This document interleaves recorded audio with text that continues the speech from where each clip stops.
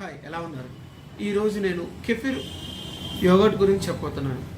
Yoghurt అంటే nothing but curd. పెరుగు కన్నా కొన్ని ఎక్కువ ఆరోగ్య లాభాలు ఉన్న దానిని యోగర్ట్ అంటారు.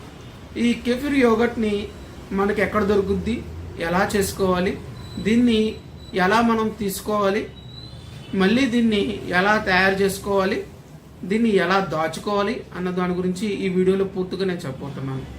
అదేవిధంగా ఇంతకుముందు ఎవరైనా సరే యోగర్ట్ వాడిన వాళ్ళు ఉంటే కనుక వాళ్ళు ఏవేవి యోగర్ట్స్ వాడారో కూడా మీరు మెసేజ్ చేయండి. అయితే ముందుగా ఈ పెరుగులో చెప్పాల్సిన విషయాల గురించి, ఆరోగ్య లాభాల గురించి ఈ వీడియోలో నేను పూర్తిగా చెప్పబోతున్నాను. కెఫీర్ ఎక్కడి నుంచి వచ్చింది? ఇది టర్కీలోని కిఫ్ అనే పదం నుంచి వచ్చింది.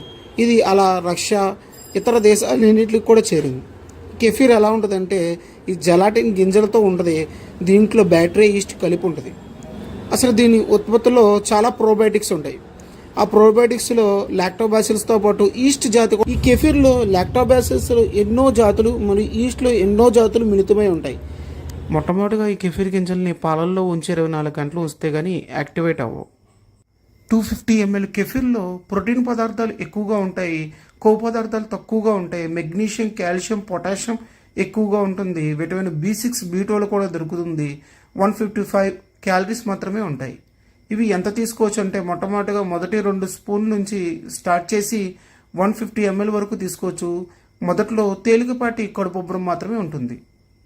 దీనివల్ల వచ్చి ఉపయోగాలు తెలుసుకుంటే మనకు ఆశ్చర్యంగా ఉంటాయి. ఇమ్యూనిటీ లెవెల్ పెరుగుద్ది, జీర్ణశక్తి పెరుగుతుంది, బ్యాక్టీరియల్ ఇన్ఫెక్షన్ తగ్గుతుంది. అదేవిధంగా రొమటైడ్ ఆర్థరైటిస్ లాంటి వాపులు తగ్గుతాయి, గుండె జబ్బుల్లో ఉన్న ట్రైగ్లిసరైడ్స్ తగ్గుతూ ఉంటాయి, vitamin A, D, E, K కూడా, B6, B12 కూడా అందుతాయి. శరీరాన్ని హాని కలిగించే బ్యాక్టీరియల్ ఇన్ఫెక్షన్ అయిన ఈకోలై, సాల్మోనెల్లా ఇలాంటి ఎన్నో బ్యాక్టీరియల్ ఇన్ఫెక్షన్ని తట్టుకునే శక్తిని కలిగిస్తాయి. కెఫిర్ గ్రెయిన్స్ జీవితకాలం ఎంతంటే బాగా ఫ్యాట్ ఉన్న పాలు వీటికి వాడుతూ ఉండాలి. అదేవిధంగా వీటి ఉపయోగించేవన్నీ కూడా డిటర్జెంట్ పౌడర్లకి, బ్లీచింగ్ పౌడర్లకి వీటికి దూరంగా ఉంచాలి. స్టార్టర్ మరియు కెఫిర్ గ్రెయిన్స్ అంటే ఏంటి? స్టార్టర్ అంటే దీన్ని కల్చర్ అని కూడా అంటారు. ఈ కెఫిర్ గ్రెయిన్స్ అంటే ఏంటంటే వీటిని మనం గింజల రూపంలో ఉంటాయి, జెలాటిన్ రూపంలో ఉంటాయి, చూడడానికి ఒక క్యాలీఫ్లవర్ రూపంలో ఉంటాయి. ఇవి స్టార్టర్ అంటే ఇవి పౌడర్ రూపంలో ఉంటాయి. వీటిని ఏం చేస్తారంటే మళ్ళీ పాలల్లో కలిపితే అవి మళ్ళీ కెఫిర్లు, పెరుగులా తయారవుతుంది. ఈ స్టార్టర్ని అంటే కెఫిర్ ఆల్రెడీ వాడుతున్న వాళ్ళ దగ్గర నుంచి గ్రెయిన్స్ కాకుండా పెరుగుని తీసుకుని దానికి సరిసమైన పాలేస్తే మళ్ళీ ఆ పెరుగు యోగట్లా అవుతుంది. ఆ యోగట్ని మనం యూజ్ చేసుకోవచ్చు.